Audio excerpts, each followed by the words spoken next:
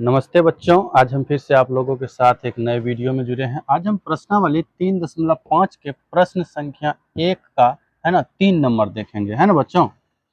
चलिए बच्चों तो 3 नंबर में हमको दिया हुआ प्रश्न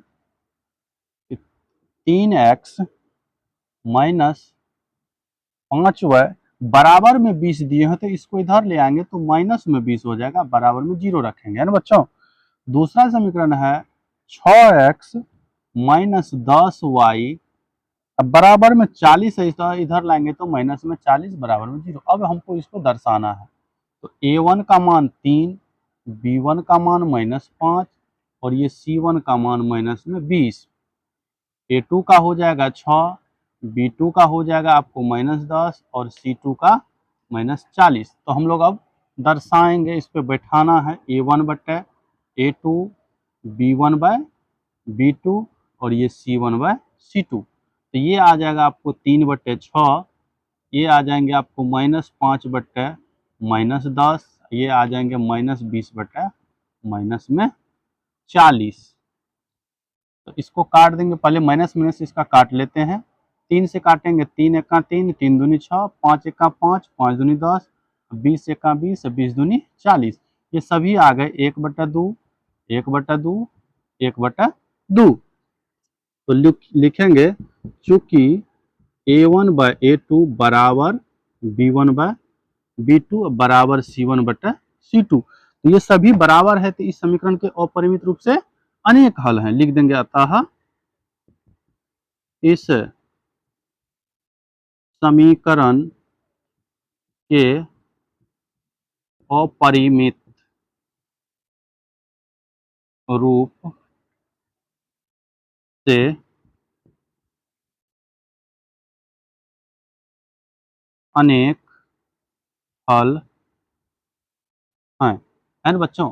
अब इसी का हम लोग 4 नंबर देखेंगे। चलिए 4 नंबर में दिया हुआ हमको x माइनस 3y माइनस 7 बराबर में 0, फिर है 3x माइनस 3y माइनस 15 बराबर में 0।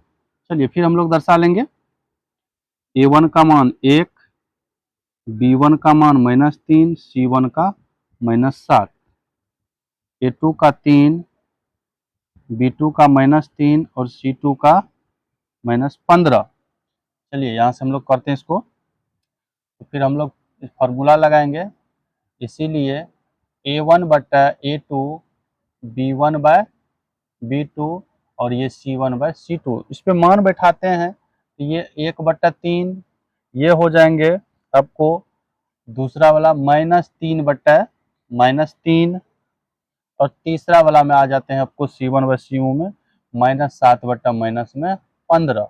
इसका माइनस माइनस काट देना है, तो ये आ जाएंगे आपको, है ना। तो यहाँ क्या है बच्चों, ये 3 एका 3, 3 एका 3 भी कट जाएगा, ये 1/3, ये 1/1 और ये हो जाएगा 7/15।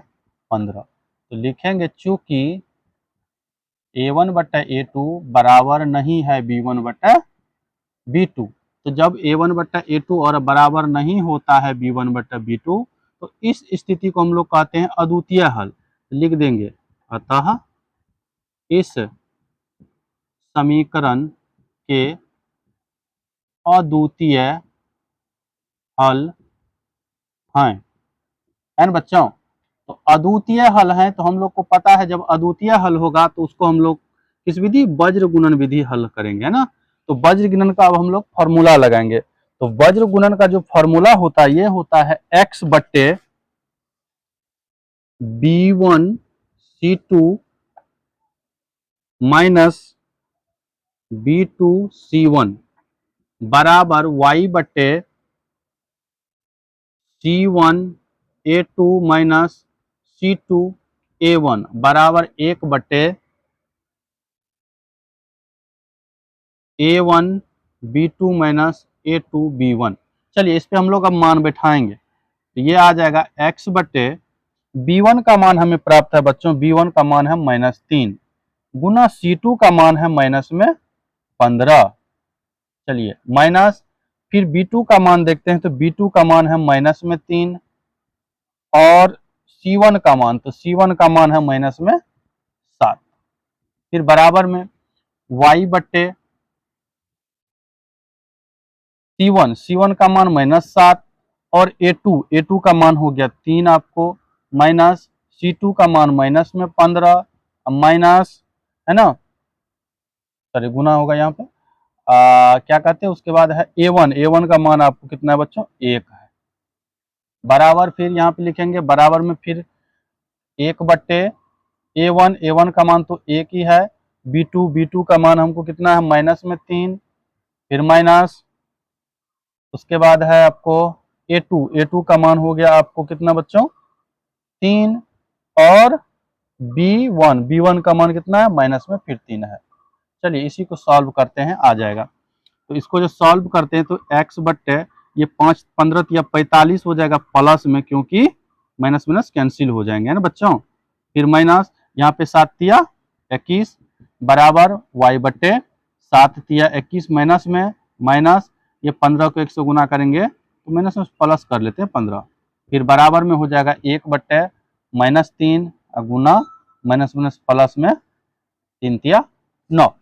चलिए इसी को आगे बढ़ाते हैं, ये घट जाएंगे, ये हो जाएगा x बट्टे 45 में से 21 को घटाएंगे तो 4 है ना 2 24 बचेंगे, ये हो जाएंगे आपको y बट्टे 21 में से 15 घटेगा तो माइनस में 6, और ये हो जाएंगे आपको 1 बट्टे, है ना, या माइनस, ये तो -3 था, ये प्लस सही है, प्लस में 3 सही है। अब इसके बाद 9 में से 3 घट जाएगा तो 6 बच जाएगा आपको बच्चों। अब इसी को हम लोग सॉल्व जो करते हैं, है ना, तो यहाँ से कर लेते हैं, इसको सॉल्व आ जाएगा। तो लिख देंगे x बट्टे 24 बराबर में, ये जो 1 बट्टे 6 इसको रखेंगे 1 बट्टे 6, तो गुना करेंगे तो ये 6x बराबर 24, तो x बराबर क्या हो जाएगा बच्चों 4, है ना। दूसरा बार है हमको y बट्टा -6 बराबर में क्या हो जाएगा बच्चों 1 बट्टे 6, तो ये हो जाएगा 6y कोना कोनी गुना करेंगे 6y बराबर -6, इसीलिए y बराबर 6 बट्टे -6 बट्टे 6 कट के 1, तो लिख देंगे अतः x बराबर कितना हो गया बच्चों 4 और y बराबर माइनस में 1 आ जाएंगे आपको, यही इसका आंसर होगा। थैंक यू बच्चों।